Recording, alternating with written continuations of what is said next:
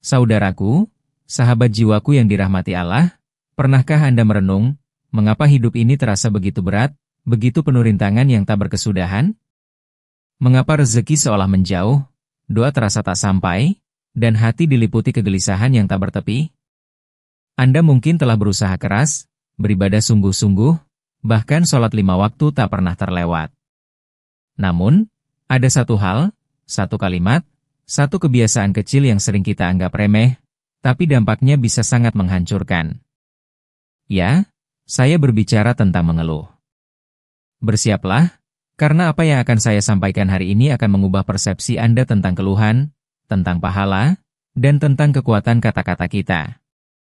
Siapkah Anda menerima kenyataan bahwa satu kalimat keluhan ini bisa menghapus pahala 1000 sholatmu? Ini bukan sekadar kiasan. Ini adalah peringatan ilahi yang sering terabaikan. Dengarkanlah baik-baik, karena ini bukan hanya sebuah ceramah, melainkan sebuah amanah, sebuah rahasia spiritual yang akan saya buka di hadapan Anda. Saya di sini bukan sebagai hakim, melainkan sebagai seorang mentor yang telah melewati banyak liku, yang juga pernah merasakan beratnya hidup, namun menemukan jalan keluar dari lingkaran keluhan yang memenjara jiwa. Kita semua pernah mengeluh, bukan?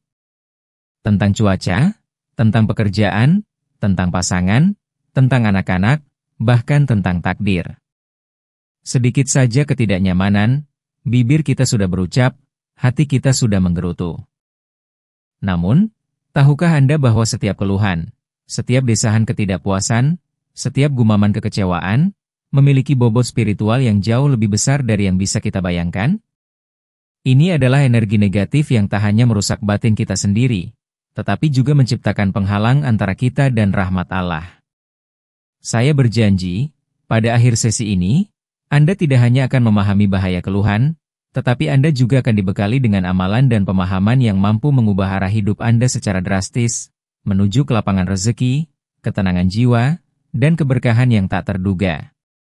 Sebuah metode sederhana namun revolusioner akan saya ungkapkan, yang akan menjadi kunci untuk menjaga setiap pahala sholat Anda tetap utuh, bahkan melipat gandakannya. Mari kita selami lebih dalam kegelisahan yang seringkali membelenggu hati kita. Pernahkah Anda merasa seolah terjebak dalam lingkaran setan? Setiap hari bangun dengan beban di pundak, pikiran dipenuhi daftar masalah yang tak kunjung usai, dan harapan seolah pudar di setiap desahan napas. Anda merasa lelah, bukan? Lelah dengan hutang yang menumpuk, lelah dengan pintu rezeki yang terasa sempit, lelah dengan perasaan kosong yang tak bisa diisi apapun. Anda mungkin merasa iman Anda goyah, seperti sebatang lilin yang ditiup angin kencang, nyaris padam. Kecemasan akan masa depan menghantui setiap langkah, membuat tidur tak nyenyak dan hati tak tenang. Anda bertanya-tanya, mengapa doa-doa saya seolah tidak terkabul? Mengapa setelah sekian lama berusaha, berikhtiar, dan berdoa, hidup ini masih saja terasa sulit?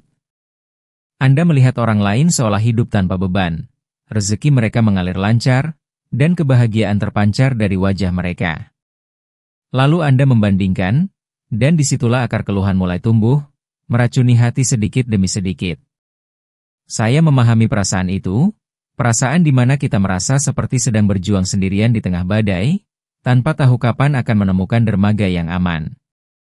Rasa putus asa ini, saudaraku, seringkali dipicu oleh kebiasaan-kebiasaan kecil yang tak kita sadari. Salah satunya adalah mengeluh. Dan apa yang akan saya ungkapkan sebentar lagi akan memberikan perspektif baru tentang mengapa keluhan ini begitu merugikan, tidak hanya di dunia, tetapi juga di akhirat. Apakah ada cara menghilangkan sifat mengeluh yang sudah mendarah daging ini? Jawabannya ada, dan itu lebih sederhana dari yang Anda bayangkan. Saya ingin berbagi sebuah kisah nyata, yang mungkin akan sangat familiar di telinga Anda. Dulu, saya memiliki seorang teman, sebut saja namanya Pak Budi. Pak Budi ini adalah seorang pengusaha kecil, ia memiliki toko kelontong di sudut kota. Setiap pagi, ia pergi ke tokonya dengan wajah cemberut, dan setiap malam ia pulang dengan keluhan panjang. Ia mengeluhkan sepinya pembeli, harga barang yang naik, persaingan yang ketat, bahkan cuaca yang panas atau hujan. Aduh, panas sekali hari ini, mana laku jualan begini, keluhnya saat matahari terik. Hujan terus, pelanggan jadi malas keluar rumah, gerutunya saat hujan turun. Ia mengeluhkan pegawainya yang kurang cekatan, pemasok yang terlambat, bahkan tetangga yang berisik. Hidupnya seperti narasi keluhan yang tak berujung. Meskipun Pak Budi ini rajin sholat, bahkan sering ikut majelis taklim, rezekinya terasa seret. Tokonya sepi, hutangnya menumpuk, dan ia seringkali sakit-sakitan karena stres. Ia merasa hidupnya stagnan, terperangkap dalam kemiskinan dan ketidakberuntungan. Suatu hari, ia datang menemui saya dengan wajah pucat. "Ustadz, saya ini rajin sholat, tapi kenapa hidup saya begini-begini saja? Rasanya Allah tidak sayang pada saya." Saya mendengarkan keluh kesahnya, lalu saya bertanya padanya, "Pak Budi, bisakah Anda ceritakan satu hal saja yang membuat Anda bersyukur hari ini?" Ia terdiam, berpikir keras, lalu dengan enggan ia menjawab, "Sulit sekali Ustadz, saya tidak bisa menemukan apapun." Disitulah letak masalahnya. Ia terlalu sibuk melihat apa yang kurang, sehingga lupa mensyukuri apa yang sudah ada. Kemudian, saya mengajaknya untuk melakukan sebuah uji coba kecil, sebuah amalan yang sangat sederhana, namun sangat jarang dipraktikkan. Saya katakan padanya, "Pak Budi, mulai besok, setiap kali Anda ingin mengeluh, gantilah keluhan itu dengan satu kalimat yang akan saya ajarkan. Lakukan ini selama 40 hari. Ia setuju dengan ragu. "Apa kalimat itu?" Saya akan mengungkapkannya sedikit demi sedikit, dan apa yang terjadi pada Pak Budi setelah 40 hari akan mengejutkan Anda, dan akan menjadi bukti nyata mengapa menghentikan kebiasaan mengeluh ini adalah kunci keberkahan. Mungkin saat ini, Anda merasa seperti Pak Budi. Merasa seperti Anda sedang memikul beban hidup yang terlalu berat, sendirian. Anda mungkin merasa bahwa Anda tidak sendirian dalam perjuangan ini, tetapi terkadang, rasa putus asa itu datang begitu kuat, hingga membuat kita berpikir bahwa kita adalah satu-satunya yang mengalami kesulitan ini. Inilah salah satu jebakan keluhan. Ia membuat kita fokus pada kekurangan, pada masalah, pada apa yang belum kita miliki, hingga kita buta terhadap anugerah dan nikmat yang sudah berlimpah ruah di sekitar kita. Anda merasa terjebak dalam rutinitas yang monoton, pekerjaan yang membosankan, atau hubungan yang hambar. Pikiran-pikiran negatif ini seperti parasit yang menggerogoti energi Anda, menghilangkan semangat, dan membuat Anda merasa lelah bahkan sebelum hari dimulai. Seringkali, keluhan itu muncul dari ketidakmampuan kita untuk menerima realitas, dari ekspektasi yang terlalu tinggi, atau dari membandingkan diri dengan orang lain. Kita melihat media sosial, melihat kehidupan orang lain yang tampak sempurna, dan tiba-tiba kita merasa hidup kita begitu tidak berarti, begitu jauh dari kebahagiaan yang kita impikan. Apakah ini juga yang Anda rasakan? Apakah Anda sering merasa seperti sedang berjalan di tempat, tanpa arah dan tujuan yang jelas? Ini adalah tanda-tanda, saudaraku, bahwa jiwa Anda sedang merintih, dan satu-satunya cara untuk meredakan rintihan itu adalah dengan mengubah pola pikir, mengubah kebiasaan, mengubah kata-kata. Sebuah kebiasaan yang tidak hanya mempengaruhi jiwa, tetapi juga secara langsung memotong jalur rezeki dan menipiskan pahala yang telah susah payah kita kumpulkan. Kita akan membahas bagaimana hubungan syukur dengan rezeki lancar, dan mengapa keluhan adalah antitesis dari syukur. Saya akan segera mengungkapkan kalimat ajaib itu, kalimat yang saya ajarkan pada Pak Budi, dan yang akan menjadi penangkal ampuh bagi racun keluhan. Tapi tunggu, ada yang lebih penting yang harus Anda pahami sebelum kita mengungkap kalimat itu sepenuhnya. Kalimat yang saya maksud bukanlah mantra kosong atau jampi-jampi belaka. Ia adalah perwujudan dari sebuah prinsip ilahiyah yang mendalam, yang tertuang dalam setiap sendi ajaran Islam. Pernahkah Anda mendengar tentang sabda Nabi Muhammad SAW yang mulia? Setiap penyakit ada obatnya, dan obat bagi keluhan adalah syukur? Mungkin tidak persis seperti itu kalimatnya, namun esensinya sangat kuat. Keluhan adalah manifestasi dari ketidakmampuan kita untuk bersyukur, dan syukur adalah penawarnya. Kalimat tunggal yang saya maksud, kalimat yang dapat menghapus pahala 1000 sholatmu, adalah kalimat yang menjadi inti dari rasa syukur itu sendiri, sebuah deklarasi ketundukan dan penerimaan kepada kehendak Allah. Ia adalah kunci untuk membuka pintu keberkahan yang selama ini tertutup oleh awan keluh kesah. Kalimat ini, ketika diucapkan dengan sepenuh hati, dengan pemahaman yang mendalam, tidak hanya mengubah lidah Anda, tetapi juga mengubah hati, pikiran, dan bahkan takdir Anda. Ini adalah fondasi dari ketenangan batin, fondasi dari rezeki yang mengalir tak terputus, dan fondasi dari iman yang kokoh. Ini adalah kalimat Alhamdulillah atau segala puji bagi Allah. Anda mungkin berpikir, hanya Alhamdulillah? Itu kan sudah biasa saya ucapkan. Namun, tunggu dulu. Mengucapkannya secara lisan itu satu hal, meresapi maknanya dan menjadikannya gaya hidup itu hal lain. Keluhan adalah lawan dari Alhamdulillah. Setiap kali Anda mengeluh, Anda secara tidak sadar sedang menyatakan ketidakpuasan Anda kepada Allah, Sang Pemberi Rezeki. Anda sedang menyangkal nikmat yang telah Dia berikan. Ini seperti Anda diberikan sebuah permata, lalu Anda mengeluh mengapa permata itu tidak berwarna biru, padahal permata itu sendiri adalah anugerah yang luar biasa. Dan ini, saudaraku, adalah sebuah dosa kecil yang sering kita lakukan, namun memiliki dampak spiritual yang sangat besar. Dampak negatif keluhan terhadap doa Anda, terhadap keberkahan rezeki Anda, dan bahkan terhadap pahala ibadah Anda. Mari kita bicara tentang konsekuensi yang lebih konkret. Apa yang terjadi ketika kita terus-menerus membiarkan keluhan menguasai diri kita? Ingat kisah Pak Budi tadi? Ia mengeluh tentang sepinya pembeli, harga barang, cuaca. Dan apa yang terjadi? Rezekinya justru semakin seret. Tokonya tetap sepi, bahkan semakin sepi. Hutangnya semakin menumpuk. Ini bukan kebetulan, saudaraku. Ini adalah hukum spiritual. Keluhan, pada dasarnya, adalah sebuah bentuk ketidakpercayaan atau bahkan protes terhadap ketetapan Allah. Ketika Anda mengeluh tentang rezeki yang seret, Anda secara tidak langsung mengatakan bahwa Allah tidak adil, atau bahwa Dia tidak maha pemberi rezeki. Padahal, Allah berfirman dalam Al-Quran, "Sungguh, jika kamu bersyukur, niscaya aku akan menambah nikmat kepadamu, tetapi jika kamu mengingkari nikmatku, maka pasti azabku sangat berat." Quran Surat Ibrahim 7. Keluhan adalah bentuk pengingkaran nikmat. Dan akibatnya jelas, nikmat itu akan dicabut, atau setidaknya, tidak akan bertambah. Lebih jauh lagi, keluhan adalah pintu gerbang menuju penyakit hati lainnya. Iri hati, dengki, hasad, dan bahkan kekufuran. Ketika hati sudah dipenuhi keluhan, ketenangan jiwa akan lenyap. Kegelisahan akan menjadi teman setia.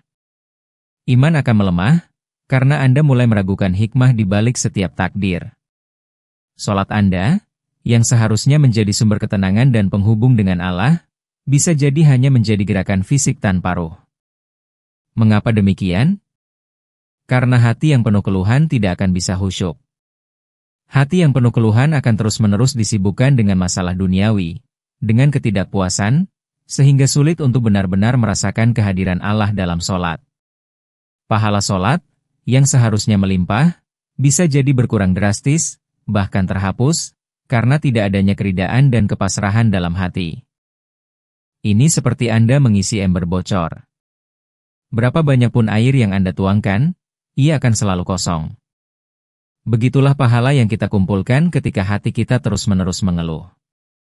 Ini adalah mengapa satu kalimat keluhan ini menghapus pahala 1000 sholatmu. Ini bukan secara harfiah pahalanya dihapus, melainkan keberkahan dan kualitasnya terkikis habis.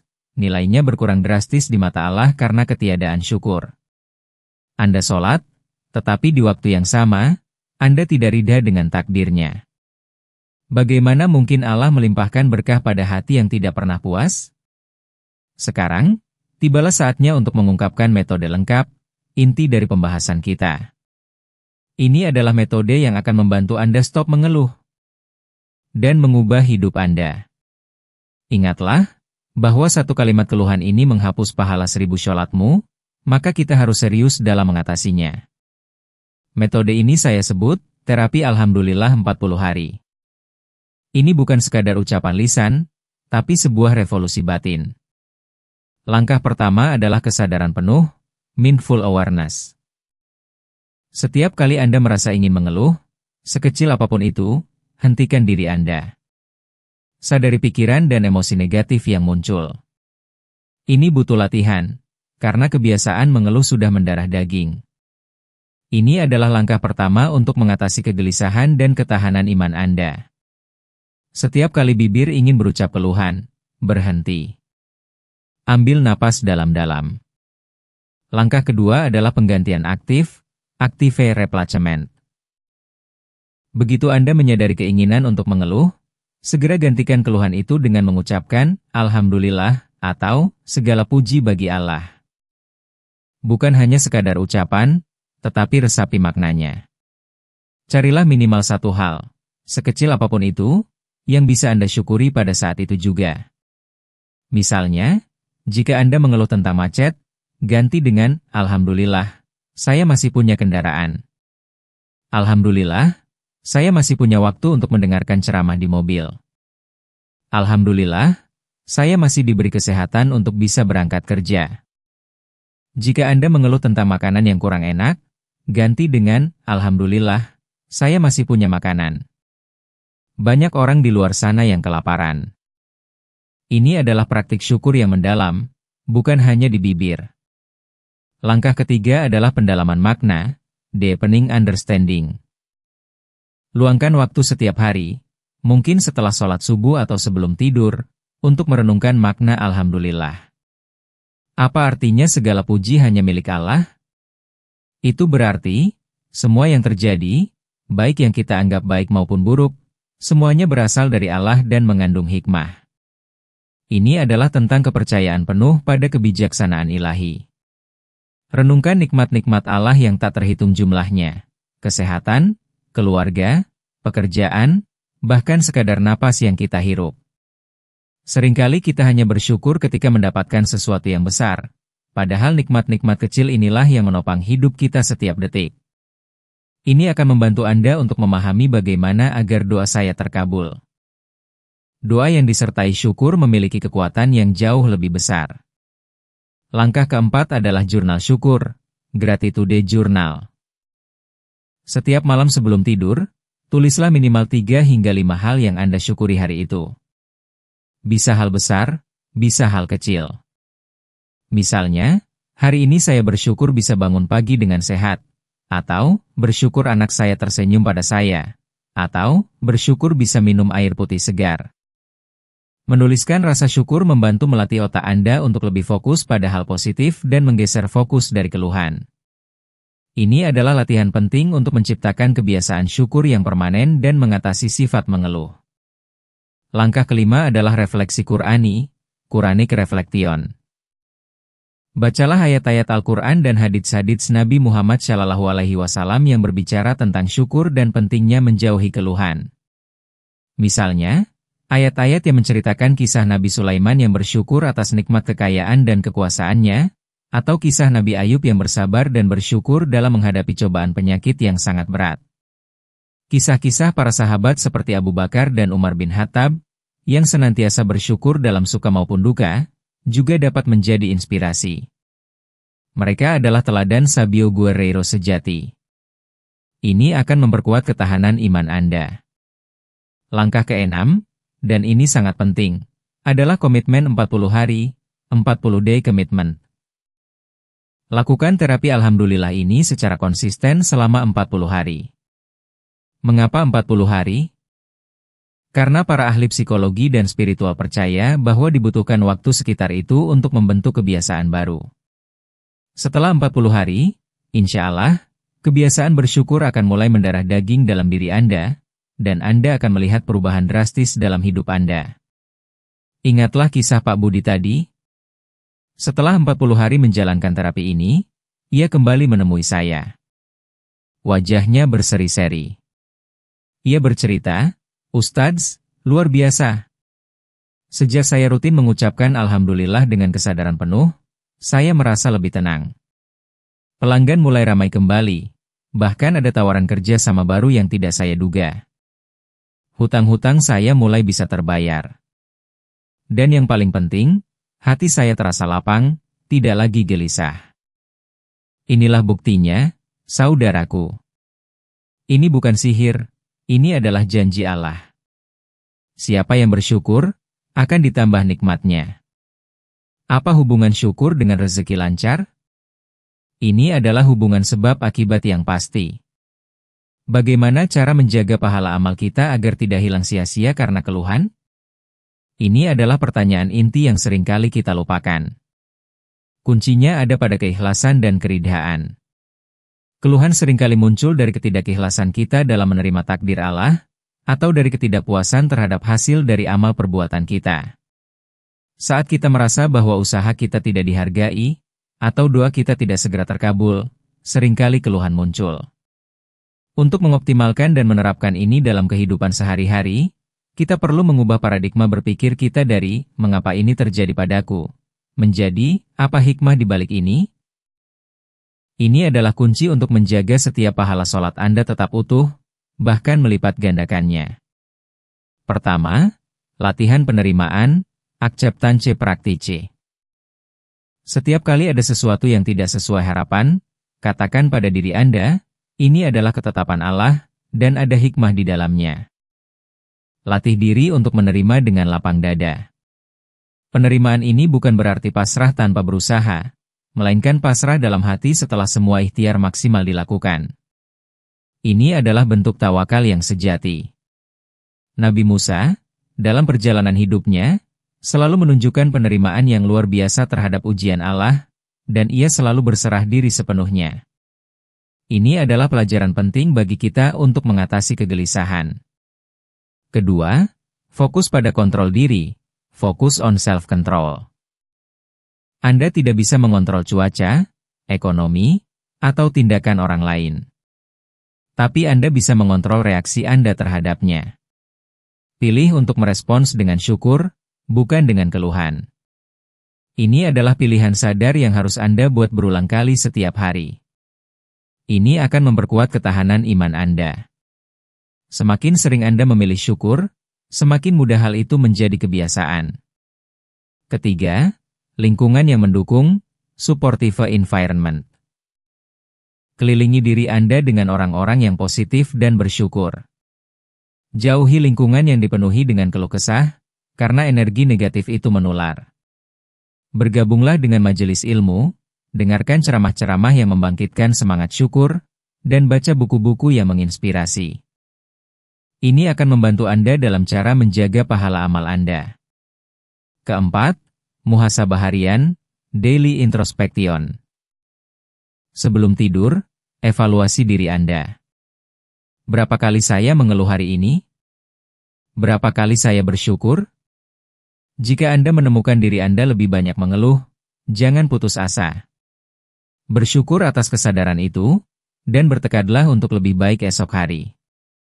Ini adalah proses hijrah, sebuah perjalanan transformasi yang berkelanjutan. Terakhir, dan ini adalah rahasia yang sering terlewatkan dalam upaya kita untuk menjaga pahala sholat, adalah niat yang benar, right intention. Pastikan setiap sholat Anda, setiap ibadah Anda, setiap amal kebaikan Anda, dilakukan semata-mata karena Allah. Jangan berharap pujian manusia, jangan berharap balasan duniawi. Niat yang murni akan melindungi pahala Anda dari segala noda, termasuk noda keluhan yang dapat mengikisnya. Ingatlah sabda Nabi Muhammad SAW, sesungguhnya setiap amalan itu tergantung niatnya. Jika sholat Anda diniatkan dengan ikhlas, disertai dengan hati yang bersyukur dan ridha terhadap takdir Allah, maka pahalanya akan kokoh, tidak akan tergerus oleh keluhan. Dan inilah yang akan saya ungkapkan di akhir akan menghubungkan semua ini. Bagaimana agar doa saya terkabul? Dengan niat yang lurus, hati yang bersih dari keluhan, dan lisan yang senantiasa bersyukur. Adakah cara menghilangkan sifat mengeluh? Ya, dengan terapi Alhamdulillah dan komitmen untuk senantiasa bersyukur dalam segala keadaan, dengan niat yang hanya tertuju padanya. Dan apa hubungan syukur dengan rezeki lancar? Syukur adalah kunci keberkahan yang akan membuka pintu-pintu rezeki yang tak terduga, melampaui segala perhitungan logika manusia. Ya Allah, Rabb semesta alam, pada malam yang mulia ini, atau kapanpun saat hamba MU ini mendengarkan, kami datang menghadap MU dengan segala kerendahan hati. Kami mengakui, ya Allah, betapa seringnya lisan kami tergelincir dalam keluh kesah, betapa seringnya hati kami diliputi ketidakpuasan, bahkan setelah segala nikmat yang Engkau limpahkan. Kami mohon ampun, ya Allah, atas setiap kalimat keluhan yang pernah kami ucapkan, yang mungkin telah menghapus pahala 1000 sholat kami. Kami berlindung kepada MU dari hati yang tidak bersyukur, dari jiwa yang gelisah, dan dari lisan yang tidak mampu memuji MU dalam setiap keadaan. Ya Allah, bimbinglah kami untuk senantiasa menjadi hamba MU yang bersyukur, yang ridha dengan setiap takdir MU, baik itu suka maupun duka. Jadikanlah setiap hembusan napas kami sebagai tasbih, setiap langkah kami sebagai ibadah, dan setiap ucapan kami sebagai puji-pujian hanya kepada MU. Kuatkanlah iman kami, ya Allah, agar kami mampu menghadapi setiap ujian dengan sabar, dan setiap nikmat dengan syukur. Lapangkanlah rezeki kami, ya Allah, berkahilah setiap usaha kami, dan jauhkanlah kami dari segala bentuk hutang dan kefakiran. Anugerahkanlah kepada kami ketenangan jiwa, jauhkanlah kegelisahan dari hati kami, dan berikanlah kami keyakinan penuh bahwa Engkau adalah sebaik-baiknya perencana. Ya Allah, jadikanlah kami hamba yang selalu ingat firman MU. Sungguh, jika kamu bersyukur, niscaya aku akan menambah nikmat kepadamu. Kami ingin menjadi bagian dari mereka yang Engkau tambahkan nikmatnya, bukan mereka yang Engkau cabut. Ampunilah segala dosa kami, dosa kedua orang tua kami, dosa guru-guru kami, dan dosa seluruh umat muslim. Ya Allah, terimalah sholat-sholat kami, terimalah amal ibadah kami, dan jadikanlah ia sebagai pemberat timbangan kebaikan kami di hari kiamat kelak.